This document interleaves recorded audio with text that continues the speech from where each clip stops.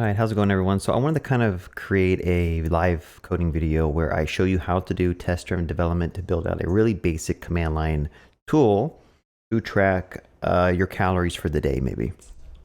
This is all live coding. I don't really have anything planned.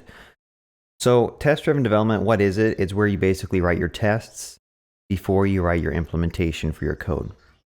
That's basically what it boils down to. It's as simple as that. Now, how do you actually achieve that is up to you. I mean, there's different ways you can do it. You don't have to be super strict about doing your tests first. I think the main idea is just make sure you have coverage on what you're writing, and writing the tests first will really help you think about the logic and make sure you're implementing the minimal amount of stuff to get the code working. So we want to build a command line tool where I can basically say like, I don't know, calories, and then add, and then I'm going to say something like 500. Okay, this is the idea. We want to basically be able to add calories, and it's going to append the calories into a file, and then later we can say calories get, and that'll tell us our total calories. So we're just doing some basic like adding for a command line tool. But let's just see how far we can get with actually implementing this. So again, the idea of test-driven development and testing is you write your test first, but sometimes it's hard to know, like, what am I actually testing? Do I need to write an integration test first? Do I need to write a unit test first? I don't think it really matters. Just write a test. So let's just pretend that we have a module that is going to take in a number and a command, and it's going to basically figure out a way to persist that to a text file. Okay, so let's just start with that. I'm just gonna make an index file here. Again, the idea is to write a test first, so I shouldn't have even made that file. I'm gonna make a test file first. So if you're not familiar with how Jest works, you have to write these describe blocks. And then those describe blocks take a description like this as a name. And then they also take in a callback function. Let me zoom in just a little bit for you all. And the idea is you have these little it statements that describe what this module is supposed to do.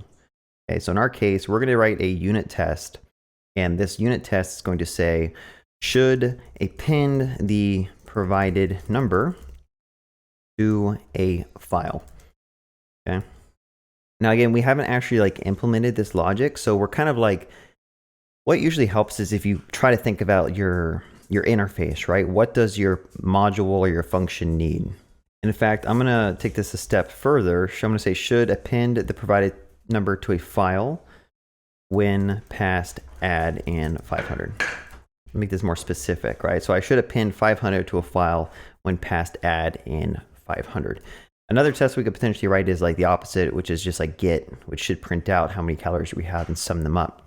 But thinking through this test, how would we actually achieve this? Well, we need to basically first send add and 500 to the module. And then somehow we have to verify that the number 500 was added to a log file or something like that. Okay, so super simple. Like, how do we do this? So first thing is, let's just do an await on the function. And again, this function doesn't have, like, we haven't actually implemented this function, but we need to pass it two things.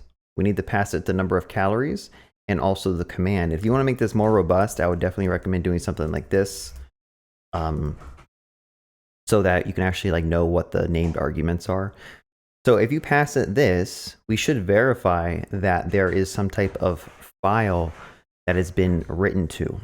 Now we're doing unit testing, so it takes a little bit more, thinking ahead of how you'd actually make this work. I don't like using Jest mock or Jest spy on as much as I try to avoid it if I can. But I know this module is going to have to write to a file, right? The idea behind this unit test is that this thing should write this 500 to a file somewhere. So we need to make sure that this module is abstract enough to know where to write the log, right? So what I'm going to also do is pass in a third argument called, I'm going to call it calorie appender. I can just call it calorie writer. How about that? Or persister, whatever you want to call it. And all this is going to do is this is going to call jest.by. Actually, I think it's called jest.fn. Let's do that. And I don't know why my formatter is not working. Let me make sure I got prettier setup. So the idea is we don't actually, in this unit test, we don't want to actually, touch the file system. So we are passing in our dependency, or kind of like a class or function that's responsible for writing out this data somewhere. This thing could write it to a database. This thing could write it to a file system. This thing could write it anywhere. We don't really know. We're just trying to verify that whatever we passed in for our interface, that this thing is actually called. Okay, so let's just go ahead, and after you call this, I'm actually going to do some more refactoring. I'm going to say const calorie writer spy is equal to jest.fn, and we're going to pass that in here. Okay, so when this test runs, I'm going to say expect calorie writer spy to have been called with 500. At this point, maybe it makes more sense to refactor the name. I'm going to say should try to persist the 500 calorie input to a file. Instead of saying to a file, I'm going to say should try to persist the 500 calorie input when past the add command. Okay, so again, like, I don't know if this is making sense for you all. Sometimes doing test-driven development is actually harder than just writing the code. But now we actually have a test that we could try running. And if we were to run this, it should fail because we don't have a method called index, right? So this test should fail. And the idea behind test-driven development is you write a failing test and then you try to make it pass. Okay, so let's first try to make this thing pass. Let's go to index, and I'm going to say module.exports is equal to a function that takes in command, calories, and calorie writer. At this point, let's just go ahead and return null. And also, I think this needs to be async. So let's try running it again. So again, index is not defined, so we are going to also auto import that. So at the top here, I'm going to say const index is equal to require./index. So let's try it again. So it should still fail, but it's going to fail with a different reason this time, because this index method should exist, but it's saying that the calorie writer was never called. Okay, so the interface exists, the module exists, but it doesn't have the logic to actually try to persist anything. So let's try to go back to the actual code and let's try to make this do something. Okay, so first of all, I'm going to go ahead and say if command is equal to add, then I'm going to do some logic to basically take in the calories and write them. So I'm going to say await calorie writer, and I'm going to pass in calories, and let's see if this works. So pass that in, and it passes. So the test is actually verifying that our code does what we think it should do. Now, again, this is a unit test because we're not actually writing to a file system or writing anything, but now we have this piece of logic that's tested, and we have better confidence knowing that if we pass in these arguments and we pass in something called a calorie writer, which takes in a number, that it should try to call it and do some type of adding. Now, what would be cool to also add is some gold plating to make sure that this thing throws an error if you pass in a command that we don't recognize. So we only support add right now, but if you were to pass in something else, like, we should have this thing probably throw an exception. Potentially, I don't know. I don't know if it needs to live in here or if it needs to live somewhere else. But let's just go ahead and say it should throw an error if passed an invalid command. All right, so now we're just kind of doing red-green refactoring. I have some more functionality, some more business logic that I need to add in. How do I do that? Well, I write a test, make sure the test fails, and then I go back to the implementation and make sure that this thing makes the test pass. So how do I verify that this thing will fail? So I'm going to go ahead and call the same function here. And I believe in Jest, you can say expect, you call this to reject, to have been called with. I might have to go to the docs for this to see Jest to reject, rejects to equal. Okay, so you do something like this. You say, you put the expect, you do the function you're trying to call, and then I'm going to say rejects to equal something or invalid command passed. How about that? So now we have a test that's supposed to verify that. I think I need to await on this and say async. Let's try to run this. So this thing should say that if I pass in a bad command, it should reject. Now this is actually probably gonna crash for another reason because I am passing it a proper command, right? So instead I'm gonna pass in a subtract command. Let's just make a command up.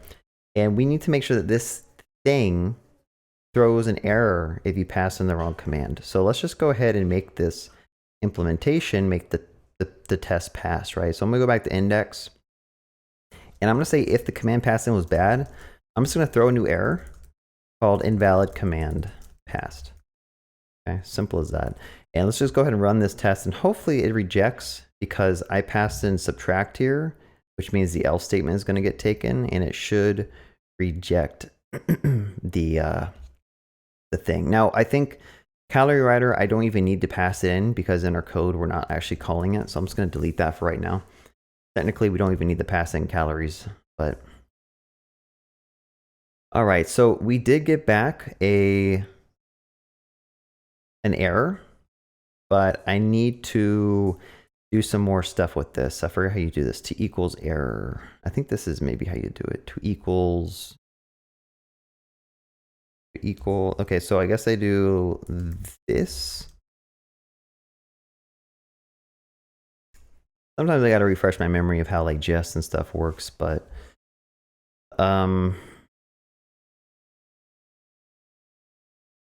maybe I can do this. Let's try this.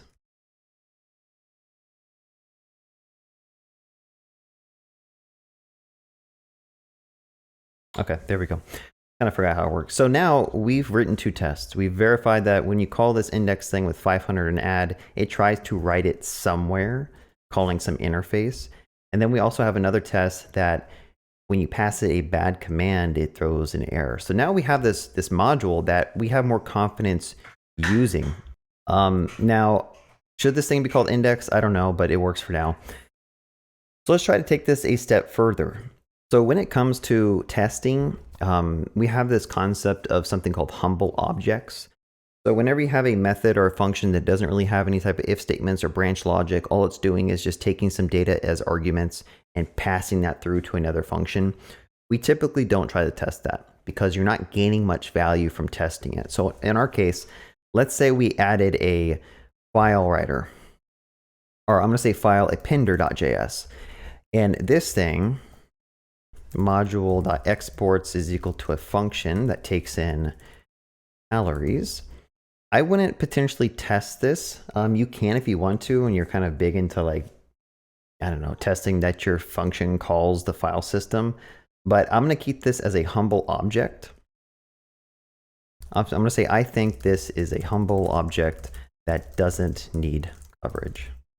Okay. You can disagree with me. You could say that every piece of code needs coverage, but this is going to be a pass-through function that all it does is take calories and appends it somewhere. So what I'm going to do is I'm going to go ahead and bring in the file system from Node. And I'm going to go ahead and say fs.write, or I'm going to say append file sync. And I'm going to go ahead and just append this to a file called output. Actually, I'm going to call it calories.log.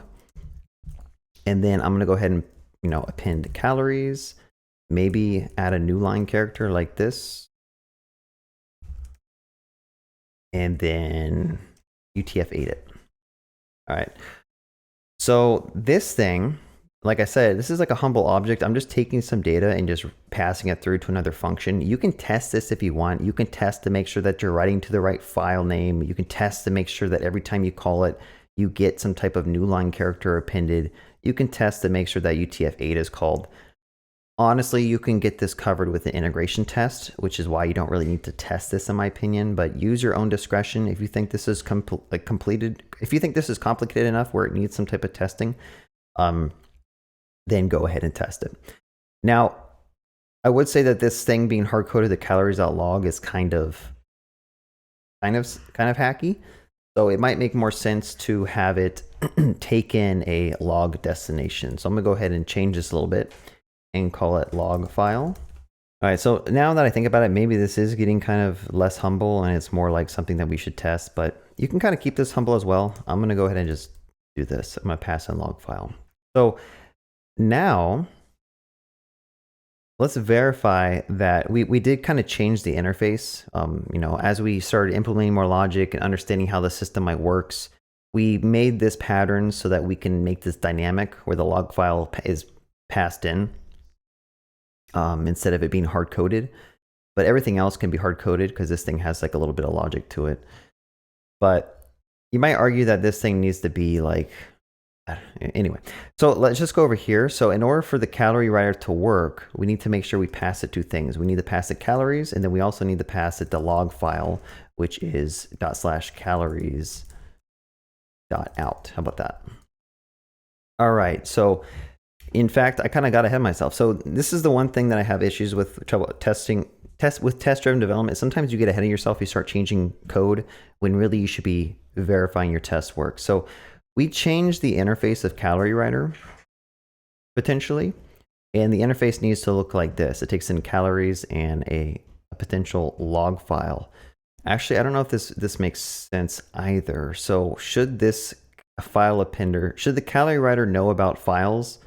Because we want to keep this abstract enough where it doesn't know where the thing it's writing to comes from. Okay, so I think what we need to do is this file appender needs to be a function that takes in a log file and then takes in calories. At this point, this tutorial has gone all over the place, but honestly, like, I don't know. Hopefully I haven't confused you.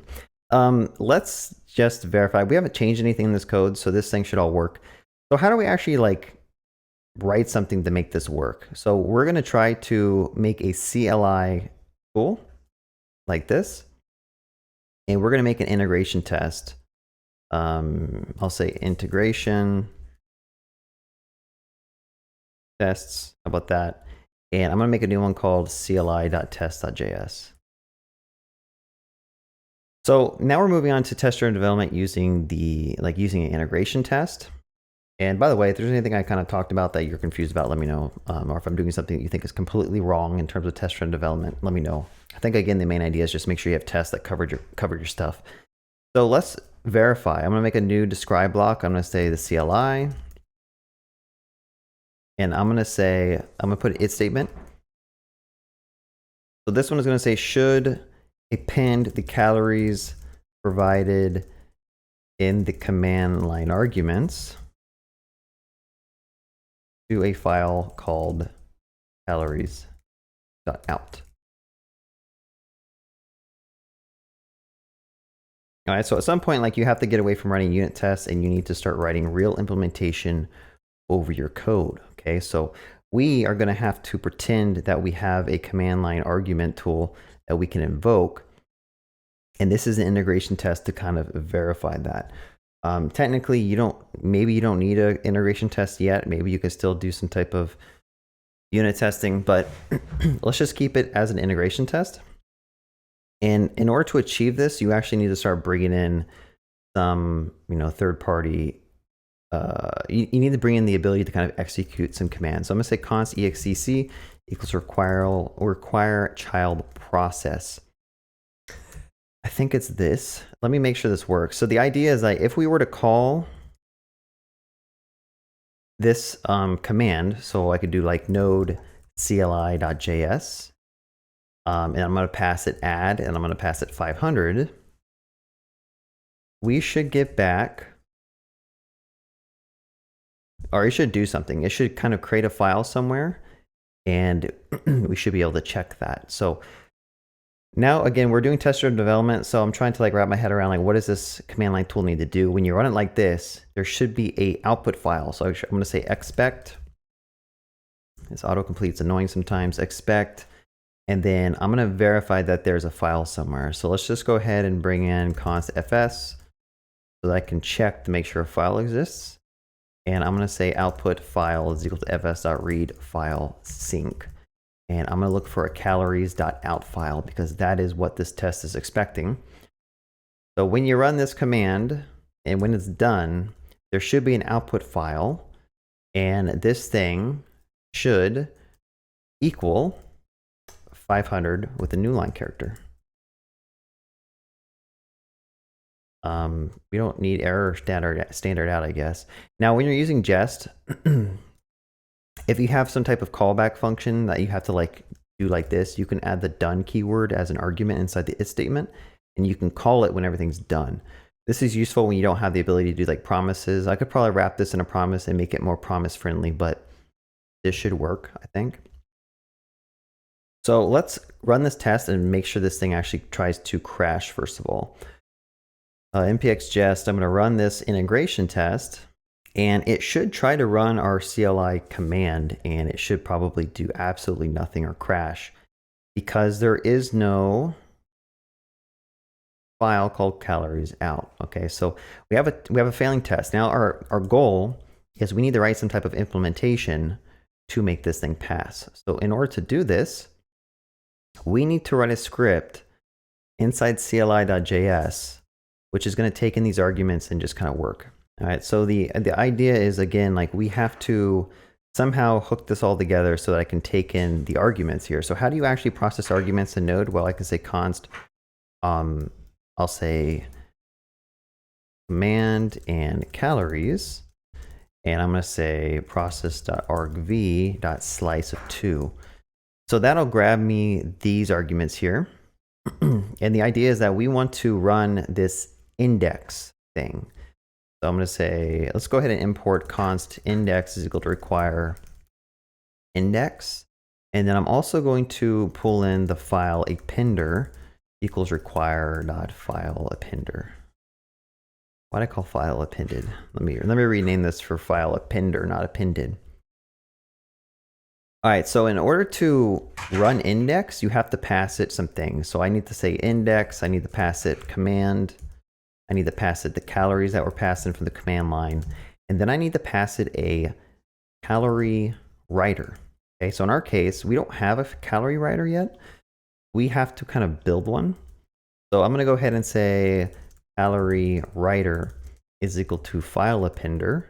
Now I'm going to pass it a log file of calories.out. This is technically a builder pattern. It's like a factory function, so I probably should have renamed this. But when I call this function, we get back a function that allows us to pass in calories like this. Okay, so the idea is that this is what we need to pass to our index. And when we run all this, hopefully because we have some tests and stuff, it should write this calories.out file, and we should see this thing get added. So let's just go ahead and try to run this test. I don't know if this tutorial is good. Test-driven development is kind of confusing. It's a kind of a different way of thinking about writing your code, and sometimes you end up jumping all over the place, which isn't a bad thing. All right, so the first thing I want to do, this thing is failing again. I think it should have at least passed or done something. So I'm going to go ahead and just make sure that when I run this command line tool like this, you know what? I think what I'm doing wrong is that this thing is actually in a folder called source. So I need to make sure I call source CLI.js. And again, I don't want to actually run this command line tool manually. Like I want to try to get this all working through integration tests, but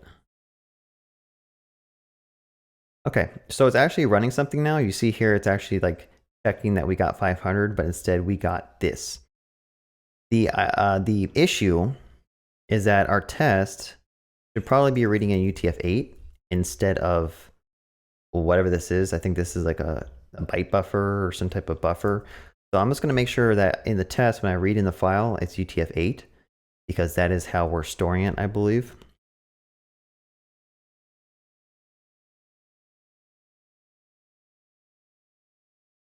All right, so how is this not working? Expected 0, received 1. So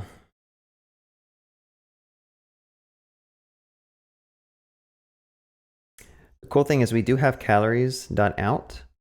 So we probably need to do some cleanup in this test. The first thing we want to do is we want to say before each.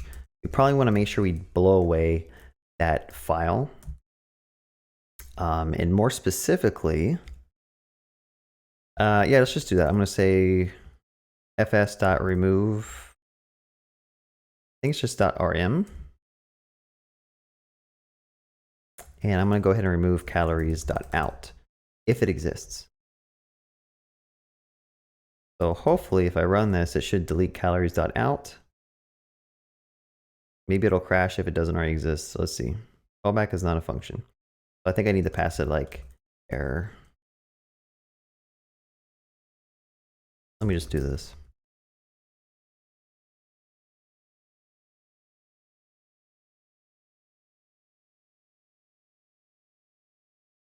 All right, so our integration test is passing. Now the thing is that we need to verify that this thing actually appends. So if we were to call this 2 times in a row, we need to make sure that the second time we call it, it actually has a different number attached to it. So let's just go ahead and it might be easier to put this in another if statement. So the first one I'm going to say should create a calories.out file with the calories written. Okay, and the second I'm going to do is I'm going to do the same thing, but it should append another line of calories to the same file. So now we're going to do like 133, and what we need to verify is that we get back this when we run it a second time. So let's run this integration test. It's going to do 2 if statements. First one is going to write 500, and then we call it again, and it should append 133 with new line character to that same file if this thing works correctly. Now, it's not doing that correctly because I think I did it before each year. I think this needs to be before.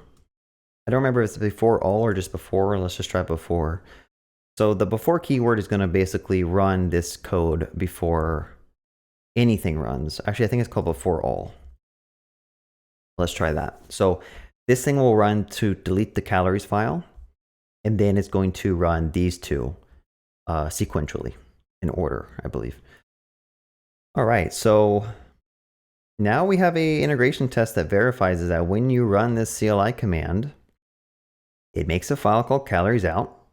It has the correct stuff appended to it, and that's about it. So we could probably do some cleanup as well. I could say after all, if you wanted to make sure you don't have like a random file sitting around in your file system that you don't care about.